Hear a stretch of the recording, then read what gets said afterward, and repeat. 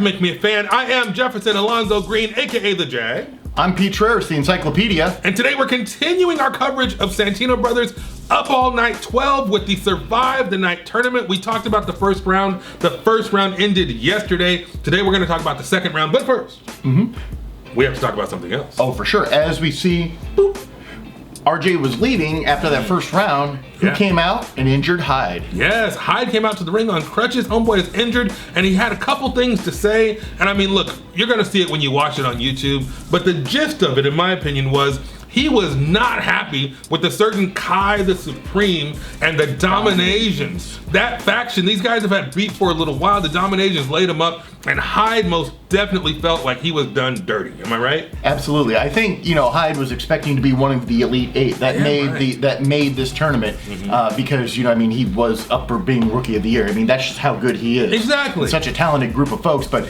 he was really heartbroken, and we definitely don't want to steal the thunder of this promo, but as you can see by these great photos captured by Robert, there was a lot of emotion. And again, I'm standing on the apron with that camera 3 right there, and I could feel that, and you could feel the hurt. Oh yeah, I mean, he really felt disrespected. He felt like it was something that was his right, and I think, he earned it. Of course, he earned it with his hard work in the ring. He's been killing it. Yeah, he's been working hard in school. He's been working hard in the ring, and doing everything right, putting in all the work, and should have been in this tournament. But the Dominations took it away from him. And to be put on the shelf by some clowns like the Dominations and freaking Kai is just. It's just a dirty move, honestly, and I'm disappointed in those guys. I'm very disappointed in those guys, and they weren't even there. They knew they messed up, and they didn't even show up to the freaking show. Of course. And he had something to say on social media, ha ha ha, we hurt Hyde. Screw you guys, man. The way you did my man, I'm not a wrestler, but I tell you what, I would take this size 13 and put it where the sun don't shine, but I'm getting ahead of myself. I agree, but there's going to be time, and I know that Hyde's going to get his revenge. Oh, hell yeah. He said he's coming back in the promo. He said, don't count me out. Don't overlook me, guys. I will be back. And we look forward to when Hyde comes back because he is most definitely prolific and gifted. So after Hyde's promo, I do believe we started the second round of the tournament. Am I right? We did start the second round of the tournament. All right, so the second round of the tournament was going on in full effect. We had Guy Cool, the party captain. We talked about him a couple of days ago. If you don't know, you should go back and watch that episode. But the party captain came back to the ring in full party garb, but it wasn't time to party, it was time to kick some butt, because standing across the ring from the party captain is none other than Lucas freaking Riley. What do you think, Pete? What were you expecting out of this match? Clearly, we're going to have two high flyers going to it. We may have two of the most prolific and gifted actually in the ring. Yeah. Lucas with just a ton of experience. He's finally getting out there in the world. He's finally wrestling abroad. Oh, for sure, yeah. And he's starting to bring some of that back with him to the school. And you can see that intensity. Yeah. He is just, as soon as he puts that bandana, one of the things, and I don't want to spoil when we interview him, but I want to understand what happens when Lucas puts that headband on. Because you see him come out to the ring, and he has that headband in his trunks. Yeah. But then you see he actually puts that headband on. And I want to know what happens when Lucas puts that on, because I almost think it's kind of like, the bull seeing that red. He puts it on, he ties it down, and it's about to go down. There's something to be said about the alter ego effect. It's the name of a book that I really like, and some people have certain rituals that have certain things that they do that puts them in a certain frame of mind, and you can tell when that bandana goes on.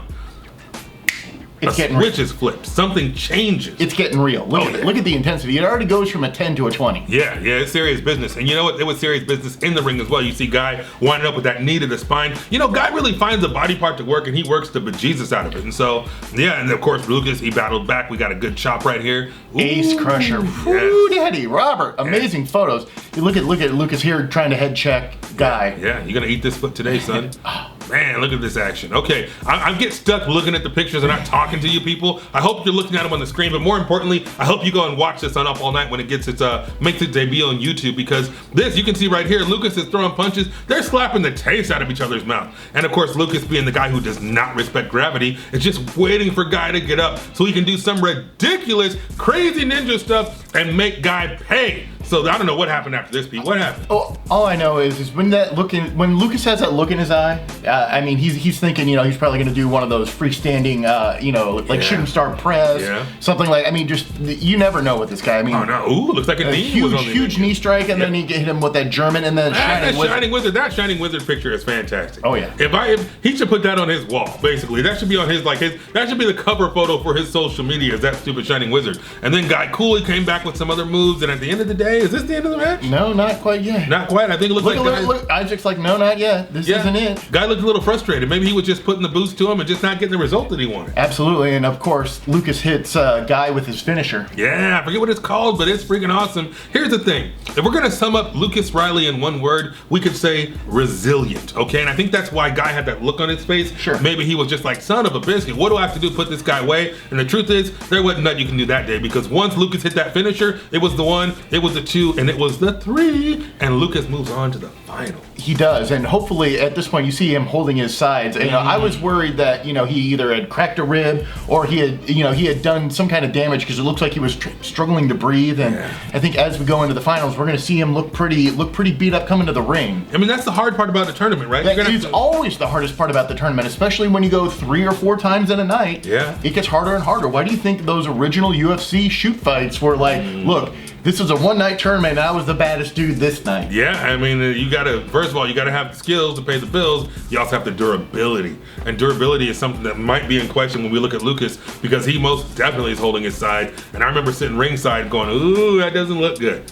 I mean, people, if you've never been hit to the body before, to where it really makes you make that sound, or when it's not pleasant. If you don't understand, and this is hard to explain to people, and we won't have an anatomy lesson here, but there's a rib that in boxing, in the world, we call it the floating rib. And if you can hit a shot to that floating rib, that sucker will end your day with the quickness. That'll ruin your night. And I don't know if that's what happened to Lucas, but I suspected it. The way he was holding it, the way he was breathing, I'm like, I've been there before. You know what I mean? And that sucks. So that's it for that match. Lucas Riley moves on to the finals. And so tomorrow we're going to talk more about round 2, the semifinal round, because we're going to have Ray Romero Jr. is coming back in the semifinals, and he's going up against a certain individual that we both like, and his name is RJ Santos, the sick boy. You damn right. Now, I don't know what's going to happen on that one, and you're going to have to come back tomorrow to find out. Well, I'll tell him this. Spoiler alert, 9 a.m. tomorrow, you're going to see the premiere of the next episode, where we're actually going to find out what happened. Abso-freaking-lutely. But if you're on the East Coast, it's 12 noon. Yes. 12 noon Eastern, so 9 a.m. Pacific. In the morning, lunch on the East. Yeah, no, I was gonna say if you're at work, don't want to do that first 15 minutes of the day, come spend it with us on YouTube. Hell yeah. Screw the email. At lunch, watch us at lunch. It's probably the best thing you'll see all day. Exactly. You really don't want to talk to your coworkers anyway. You know when you're downstairs having a sandwich and they come over, hey, how you doing, Pete? And you're like, put those earbuds in. Yeah, avoid the people. Avoid the public.